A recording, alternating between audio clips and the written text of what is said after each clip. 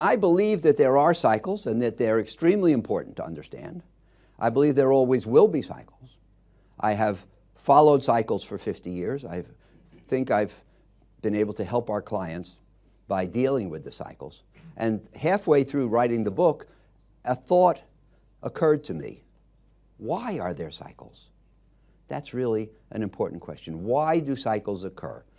If the US GDP grows about 2% a year on average, well, why doesn't it just grow 2% every year? Why sometimes 3 and sometimes 1, and sometimes 4 and sometimes negative in a recession? The S&P average of stocks returns about 50%, 10% a year on average, and it has done so now for about 90 years, almost 10% a year. Why doesn't it just give 10% every year? And in fact, if you look at the history, rarely is the return between 8 and 12. It's usually much better than 12 or much worse than 8. So why is the average not the norm? And this is a very important question to understand because in order to deal with cycles. And the answer is simple, that the positive trends in the economy or the market eventually go to excess. Remember the third stage. And those excesses correct on their own or are corrected. And that's the most of what I'm going to talk about for the rest of this section. And so rather than thinking of the cycle in terms of ups and downs, which I always did and most people do, I think it's better to think of excesses and corrections. Excesses when things go too strong, and corrections when they go too weak. So, and why do we have excesses? Because of the involvement of people. This is not mechanics. This is not physics. This is an area where people have a very strong impact. And Richard Feynman, who was a great physicist, said physics would be much harder if electrons had feelings. We walk in this room, we turn on the light switch, and the lights go on every time. Why? Because the electrons flow from the light switch to the light fixture every time. The electrons never say, not today, I'm tired, estoy cansado. They never go in the wrong direction. They never go on strike. And they always do what they're supposed to do. But people rarely, in my opinion, do what they're supposed to do, and especially not at the extremes. And because economies and markets are made up of people, and people have feelings, we get cycles. So, for example, positive feelings can make the directors of a company anticipate big demand and build a factory and hire workers and produce for inventory. And if they all do it at the same time, then we get a period of above average growth from the factory building and the inventory producing. And then that we have what's called an upcycle. In the market, positive investor psychology causes stock prices to grow faster than the value of companies is growing. The value of companies may grow 6, 8, 10% a year on average. But in the 1990s, for example, stocks in the US, the S&P 500, appreciated 20% a year. So the value of companies was growing like this. The price of stocks was growing like this. That's dangerous because that creates an excess.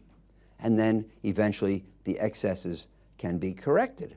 So if every factory management builds a new factory and hires workers and produces for inventory in anticipation of strong demand, we may get to a point where there are too many factories and too much in inventory, and earnings are disappointing, and then they close the factories, they lay off the workers, they sell from inventory rather than produce, and we have a period of below average economic growth, or maybe negative economic growth, which becomes a recession. Likewise, if prices outstrip the value of companies for long enough and become too high, they can't stay up, they can't go up further, they have to flatten out or decline, that's a period of correction. So bullish periods are followed by bearish periods. So it's the creation of excesses and corrections, and I think it's better to think of cycles that way than ups and downs. Now, the next question that's important is the cycles that I've been talking about, are they dependable or not?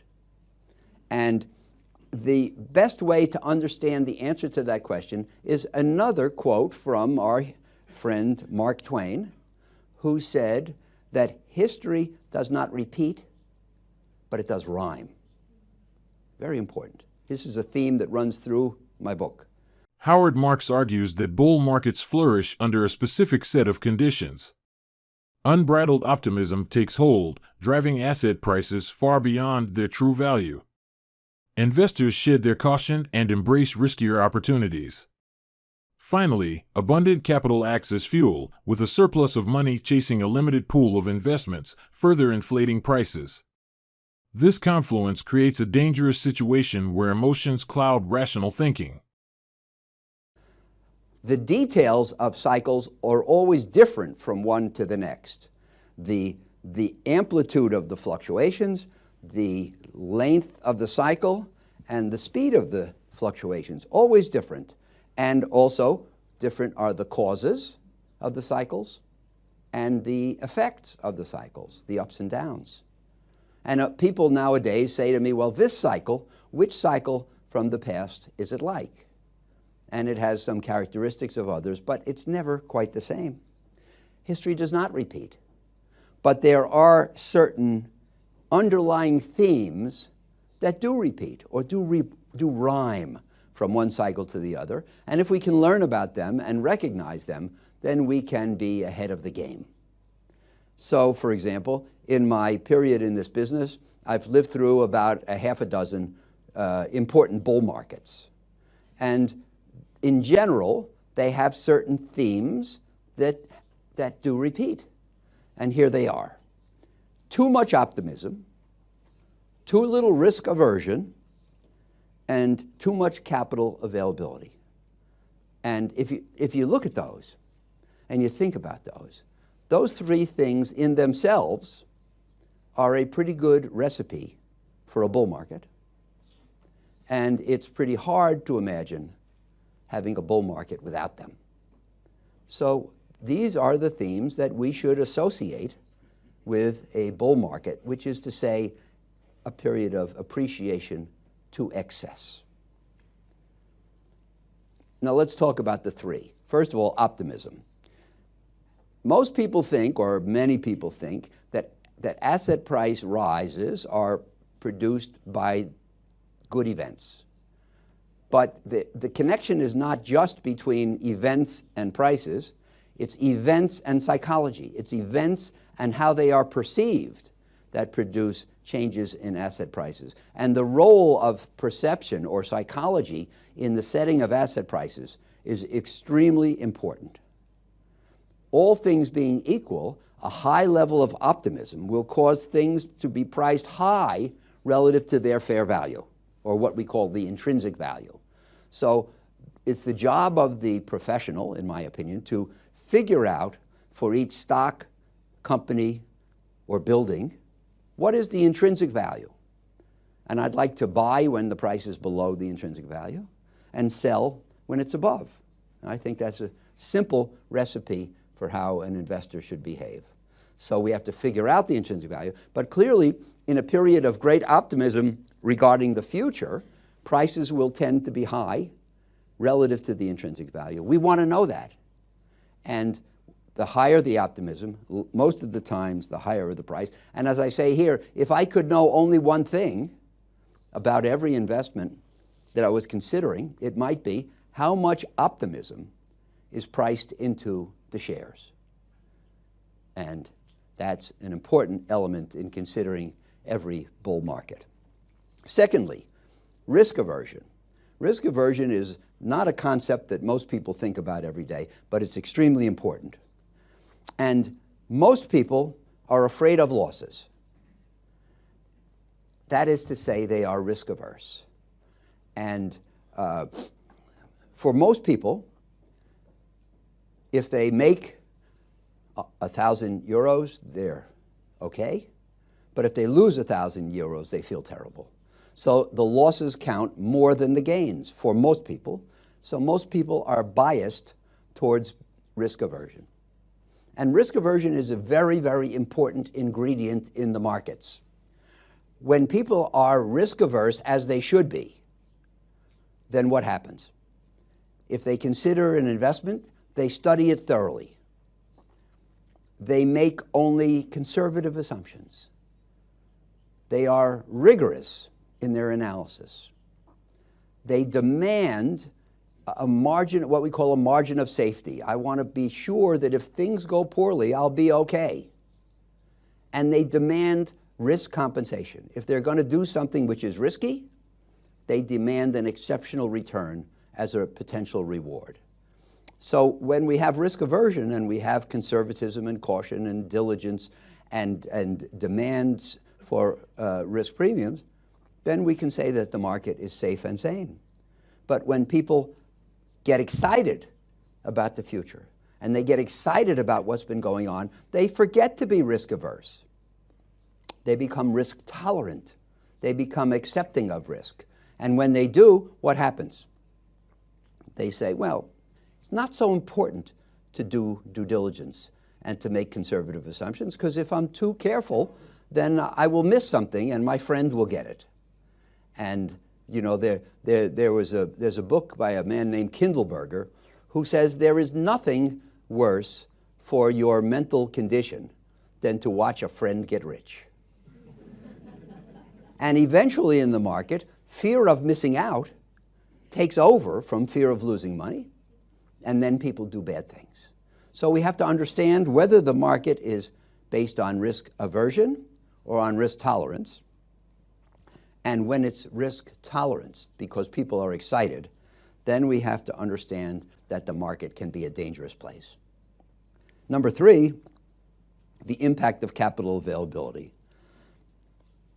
The market is an auction place, especially for a good way to think of it is the loan market. You know, you want to borrow some money, you go to some banks. Each one bank tells you what they'll do to provide you money. But if there's too much capital in the hands of people and they're too eager to put it to work because they're afraid of missing something, then the bidding goes too high and the price becomes excessive, at which point the prospective return is low and the risk is high. And we want to know that. When there's too much money chasing too few deals, those are the 7 worst words in the world. Too much money chasing too few deals. And it happens from time to time. And I wrote a memo I write memos to the clients, and the people from the bank can help you get them if you're interested. And I wrote one in February '07, before the global crisis, entitled "The Race to the Bottom," because the bidding was too strong, which meant that the winners of the auction were winning the opportunity to make bad loans and buy overpriced securities. We can figure out when that's the case, if we have exceptional judgment, and we can act accordingly. So I'm going to sum up on the subject of cycles by taking you through a typical one, and I hope this is helpful.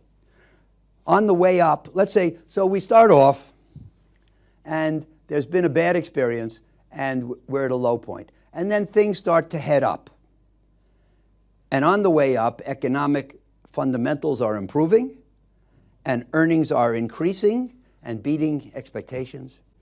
And the media are reporting only good news, because that's what they do. And as a result, investor expectations for the future rise, psychology gets stronger, people perceive only favorable developments, capital is readily available, asset prices rise, the holders of assets are happy and want to buy more, and the people who haven't been in the market are unhappy because of jealousy and begin to buy. Everybody wants to buy, nobody wants to sell. Risk aversion evaporates, and what do people say? They say, risk is my friend.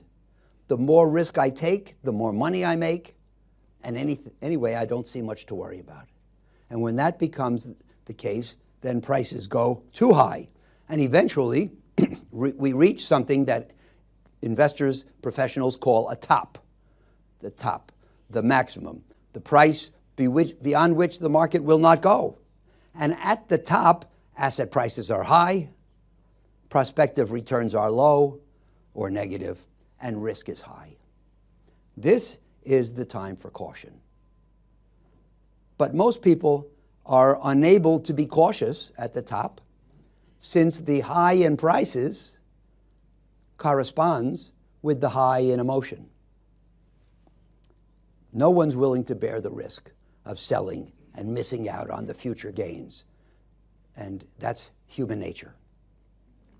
Eventually, the top is passed, and now we're on the way down. Excuse me.